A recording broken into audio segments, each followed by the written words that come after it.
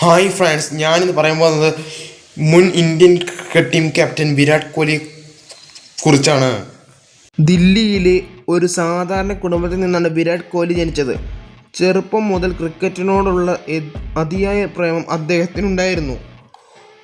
കാലാവസ്ഥ എങ്ങനെയായാലും പരീക്ഷകൾ എത്ര അടുത്തിരുന്നാലും കോഹ്ലി ഗ്രൗണ്ടിൽ പോയി മണിക്കൂറോളം പരിശീലനം നടത്തിയിരുന്നു. ഒരു ദിവസം അദ്ദേഹം 18 വയസ്സായിരിക്കുമ്പോൾ തൻ്റെ ജീവിതത്തെ മറിച്ചുവിട്ടൊരു സംഭവം നടന്നു. അദ്ദേഹത്തിൻ്റെ അച്ഛൻ അപ്രതീക്ഷിതമായി അന്തരിച്ചു. ലോകം മുഴുവൻ ഇരുണ്ടുപോയെന്ന് തോന്നിയ ആ സമയത്ത് വിരാട് തൻ്റെ ദുഃഖത്തിൽ മുഴുകാതെ തൻ്റെ അച്ഛൻ്റെ സ്വപ്നം മുന്നോട്ട് കൊണ്ടുപോകാമെന്ന് തീരുമാനിച്ചു. അടുത്ത ദിവസം തന്നെ കണ്ണീരോടെയെങ്കിലും അദ്ദേഹം ക്രിക്കറ്റ് മത്സരത്തിൽ ഇറങ്ങി.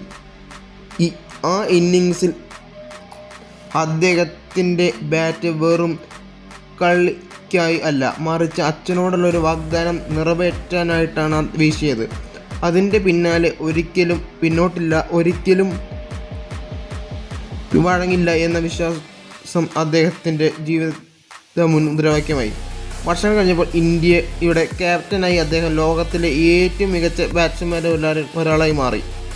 വിജയം വന്നപ്പോൾ അദ്ദേഹം അഹങ്കരിച്ചില്ല, പരാജയം വന്നപ്പോൾ നിരാശനായും ഇരുന്നില്ല. സ്ഥിരോത്സാഹം, കഠിനാധ്വാനം, ആത്മവിശ്വാസം ഇവയാണ് വിരാട്ടിനെ ഇന്നത്തെ ചേസ് മാസ്റ്ററാക്കിയത്.